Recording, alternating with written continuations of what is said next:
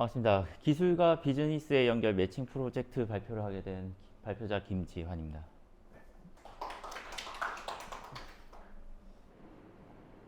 저희 프로젝트는 사장님, 그리고 영업사원, 고객, 그리고 관리자를 이어주는 통합관리 플랫폼이라고 보시면 됩니다. 플랫폼 생태계와 흐름입니다. 관리자 페이지에서 가맹 영업을 위한 영업사원의 아이디를 등록하거나 관리할 수 있고요.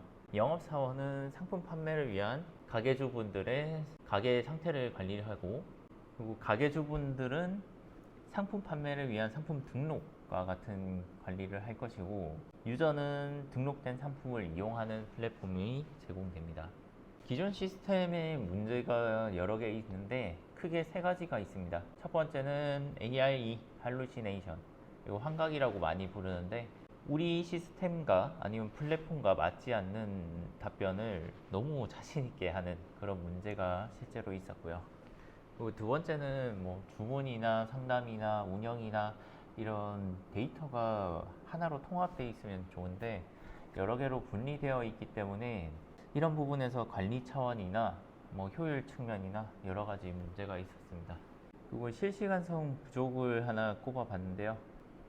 어떤 기능에 대한 답변, 예를 들어서 챗봇한테 내가 질문을 했는데 너무 오랜 시간 답변이 기다려진다거나 요금이 많이 발생하게 되거나 그런 문제가 존재합니다. 저희는 세 가지 전략으로 이 문제를 해결하려고 합니다. 첫 번째는 지능형 두뇌인데요. 기존 LLM 모델에 랭체인을 활용해서 할루시네이션을 최소화해서 저희가 제공하고자 하는 답변을 제공하는 게 첫 번째 목표고요. 두 번째는 하이브리드 DB와 고성능 비동기 처리를 통해서 빠른 처리를 하는 것이 목표입니다. 세 번째로는 기존 시스템에 사람들은 익숙해져 있는데 우리는 어떻게 해서 조금 더 편하고 기존 학습된 데이터를 활용할 수 있을까에 대해서 생각해 봤습니다. 왜 랭체인을 도입하게 됐냐면, 기존의 LLM, 예를 들어서 제미나이, 챗GPT 여러 가지 모델이 있는데, 이런 모델들은 일반적인 대답을 위해서 준비된 모델이지 저희 플랫폼에 대한 학습이 전혀 되어 있지 않아요. 그러면 얘네들을 가지고 파인 튜닝 하거나 여러 가지 생각해 볼 수 있는데, 가장 효율적인 방법을 찾다 보니 랭체인이라는 기술이 있었고, 랭체인을 도입해서 좀 더 정확한 답변을 할 수 있지 않을까 생각이 들었습니다. 간단하게 최신 매뉴얼이 바뀌었을 때 그 매뉴얼을 참고해서 답변한다, 그렇게 생각하시면 됩니다. 다음은 AI 데이터 처리 파이프라인입니다. 파이프라인이 뭔가 하면 그냥 일반적인 과정인데요. 첫 번째로 무관한 질문이 들어왔을 때 바로 차단하는 도메인 카드가 있고요. 두 번째는 도메인 카드를 통과했을 때 검증된 답변이나 인베딩 값이 있다면 해당 값을 참고해서 바로 답변하게 되고요. 세 번째로는 검증된 답변이 없고 그런 경우에는 실제 벡터 DB에 들어가서 관련 매뉴얼이 있는지 한번 확인하게 됩니다. 그 다음에 매뉴얼 기반에 따라 매뉴얼 내용을 참고해서 LLM에게 최종 답변을 생성하는 과정으로 되어 있습니다. 그렇다면 답변을 할 때 어떻게 상황 인지를 할까요? 최초에 질문 받을 때 유저가 한 질문과 유저가 사용하고 있는 안드로이드나 지금 답변에 대한 버전 같은 거를 유저가 던진 질문과 저희가 세팅해 놓은 유저 정보, 지금 사용하는 기기, 이런 걸 하나의 질문으로 만든 다음에 최적화 답변을 받게 설정되어 있습니다. 인베딩 모델은 코어서버트 A 모델을 사용했고요. 한국어에 특화되어 있고, 저희가 테스트 해봤을 때 가장 괜찮은 답변을 내놓아서 해당 모델을 선택하게 되었고요. 인베딩 저장은 벡터DB를 사용했고 크로마DB를 사용했습니다. 두 번째 전략입니다. 하이브리드 데이터 전략을 사용했는데, 주문이나 결제, 유저와 관련된 관계성이 좀 확실해야 되는 그런 데이터들은 관계형 DB, MySQL에 저장을 했고요. 상대적으로 중요도가 떨어지는 주문 단계에서의 로그, 그리고 리뷰, 뭐 상품 이런 거는 NoSQL DB인 몽고DB를 사용했고요. 사용자가 주문이나 결제할 때 계속해서 데이터 전략은 다음과 같습니다. 데이터의 성격에 맞춰 가장 적합한 저장소를 분리 사용했고요. 중요한 자료는 MySQL에 넣었고, 중요도에 따라서 뭐 로그, 리뷰, 상품 같은 경우에는 조금 떨어지기 때문에 컬렉션을 사용하는 몽고DB에 넣어놨고, 그리고 사용자 경험을 위해 매번 어떤 요청이 들어갈 때마다 토큰을 확인해야 되는데, 메모리DB를 사용하여 사용자 경험을 좀 더 좋게 만들기 위해 해당 전략을 사용했습니다. 백엔드는 간단하게 설명드리면 원래 줄 서서 한 명씩 해야 되는데, 지금은 앞에서 어떤 오더만 던져주면 뒤에서 따로 처리하게 되어서 기존의 동기와 비교하면 굉장히 빠른 처리 속도를 보여줄 수 있습니다. 메시징 전략은 두 가지를 선택했는데요. 첫 번째로는 앱이 켜져 있을 때 즉시 받을 수 있는 알림인 MQTT를 적용했고요. 앱이 꺼져 있어도 우리가 주문하고 나서 수락되는 데까지 시간이 좀 걸릴 수 있기 때문에 그런 것을 처리하기 위해서 파이어베이스 메시지를 채택했습니다. 다음은 인프라 구성인데, 간단하게 설명하면 첫 번째 주문에서는 이제 우리가 매장에 물건을 진열해 놓는데, 그 다음부터는 진열된 상품을 편의점에 찾아오는 고객들이 가져가게 되잖아요. 그런 것처럼 엣지 캐싱은 최초 요청했을 때만 원래 스토리지에서 가져오고, 두 번째부터는 앞에 가져온 거를 사용자가 사용하게 되는 방식입니다. 그래서 굉장히 속도가 빠르고 사용자 경험에 있어서 이 사이트는 좀 느리진 않구나, 그런 느낌을 받을 수 있습니다. 통합 시연 시나리오는 다음과 같습니다. 로그인부터 주문, AAI 상단까지 흐름으로 제가 시연을 할 거고요. 기술적 성과 및 가치는 다음과 같습니다. 실시간 동기화는 주문이 들어왔을 때 바로 상태의 변화에 따라 사용자가 내 주문이 잘 되고 있구나 확인하는 걸 확인할 수 있고요. 그리고 클라우드 프론트 사용해서 실제 서버의 부하를 많이 줄일 수 있었고, 랭체인 도입으로 AI 할루시네이션을 굉장히 유의미하게 줄일 수 있었습니다. 향후 고도화 계획은 다음과 같습니다. 하이브리드 서치부터 오토 에볼루션, 그리고 도메인 파이튜닝 이렇게 있는데, 간단하게 말하자면 지금은 사람이 승인을 누르고 그거를 사람의 개입을 통해서 하는데, 질문에 대한 답변을 스스로 평가하고 그걸 이게 어느 정도 점수를 매겨서 적합하다라고 판정했을 때 자동으로 벡터 데이터 DB에 저장이 되고, 그 이후에 벡터 DB에 저장된 임베딩 값을 참고해서 답변을 하게 되는 자동 파이프라인 설계하는 게 최종 목표입니다. 이어서 시연 진행하겠습니다. 먼저 관리자 페이지 보여드릴게요.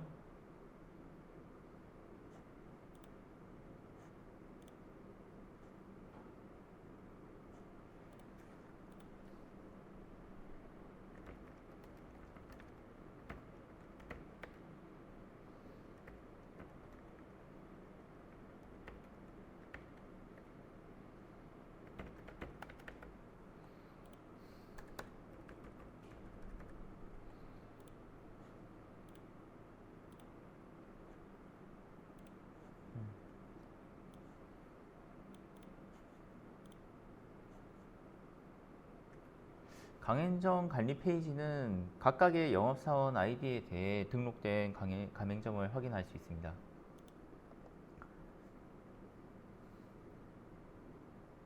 영업실적 페이지에서는 보시다시피 전체 매출에 대한 데이터를 한눈에 볼 수 있게 설계해뒀고요.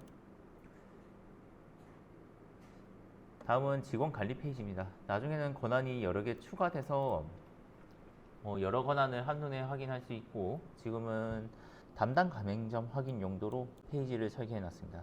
다음은 상담 내역입니다. 상담 내역 관리 페이지가 기존의 챗봇 답변을 받고 우리가 이 답변이 적절한가 아닌가 그걸 점수를 매기는 페이지라고 생각하시면 됩니다.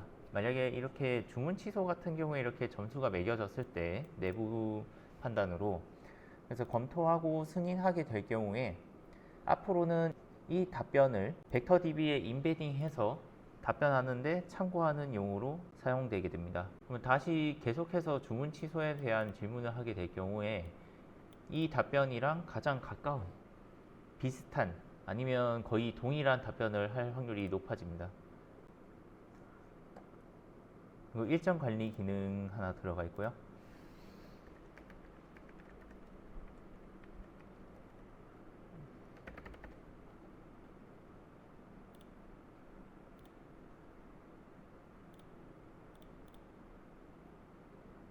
그리고 수정 및 삭제가 가능합니다. 그리고 상세 리포트 페이지에서는 좀 더 자세한 페이지 내역을 볼 수 있고요. 다음으로 영업사원 페이지입니다. 영업사원 페이지는 간단하게 가맹점 관리 기능이 주 기능이라고 보시면 되고요. 대시보드는 영업사원에 등록된 가맹점, 지금은 3개가 등록되어 있는데 3개 기준으로 매출이 얼마나 발생했는가 한눈에 확인할 수 있는 페이지가 있고요. 다음은 가맹점 관리 페이지입니다. 여기서 실질적으로 점주님들 계정을 등록할 수 있고 관리할 수 있는 페이지라고 보시면 됩니다. 신규 가맹점 등록을 한번 진행해 보겠습니다. 먼저 내 위치 찾기를 한번 해서 현재 위치 찾기가 가능하고, 그리고 조금 정확하지 않은 경우에 내가 원하는 위치로 핀을 옮기면 자동으로 DB에 저장이 될 겁니다. 그래서 가맹점명 부경대학교로 한번 넣어 볼게요.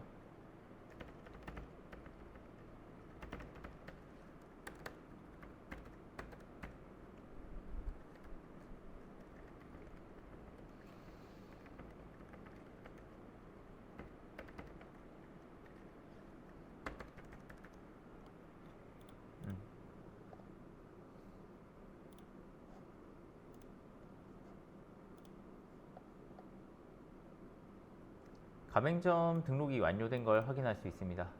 실제 앱에서 어떻게 동작하는지 보여드리겠습니다.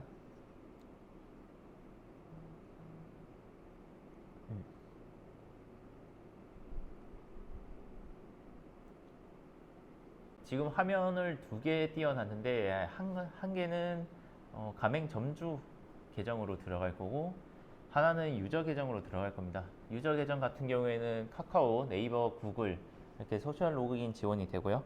저는 네이버로 로그인을 한번 시도해 보겠습니다.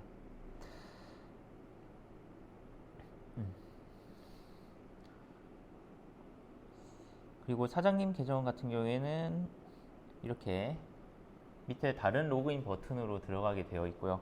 그리고 한 개의 앱에서 이제 2가지 화면을 분리된 상태로 운영하고 있고요. 주문부터 결제까지 어떻게 되는지 먼저 확인해 보겠습니다.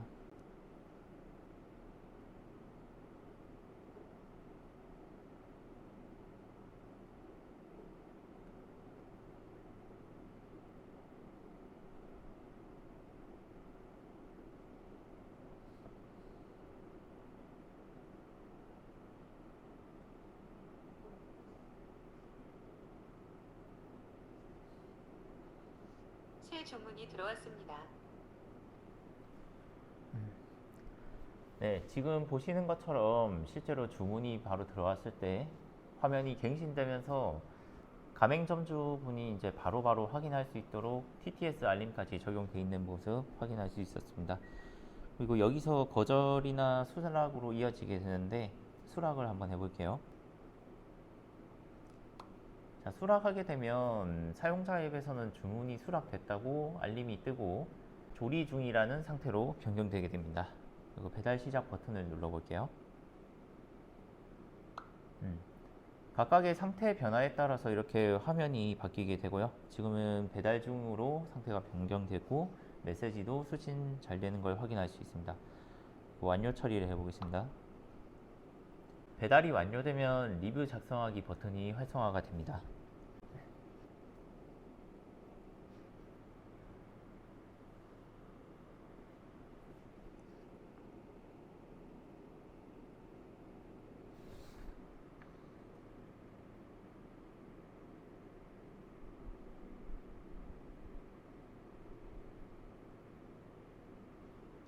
자, 리뷰 등록까지 완료했고 제가 주문 넣은 돈가스 세트에 리뷰가 등록되었는지 확인해 보겠습니다. 금방 평점 4개 해서 맛있어요로 리뷰가 등록된 걸 확인할 수 있고요. 그리고 내 정보 수정 이런 기능도 제공을 하고요. 배달 주소도 변경이 가능합니다.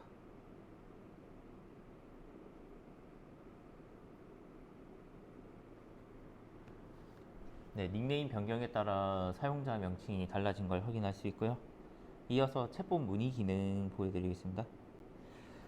자, 먼저 제가 설명했던 화이트리스트, 블랙리스트가 있고 그리고 질문되는 경우가 있는데 블랙리스트 먼저 보여드릴게요.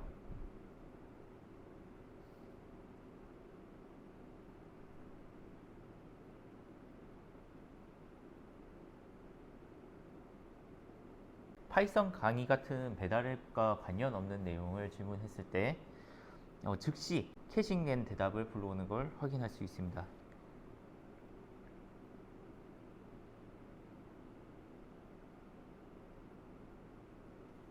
주문 취소 같은 경우에는 아까 보여드린 화면에서 저희가 이전에 이미 임베딩 값을 벡터DB에 저장해 놨기 때문에 해당 값을 먼저 불러오는 것을 확인할 수 있습니다.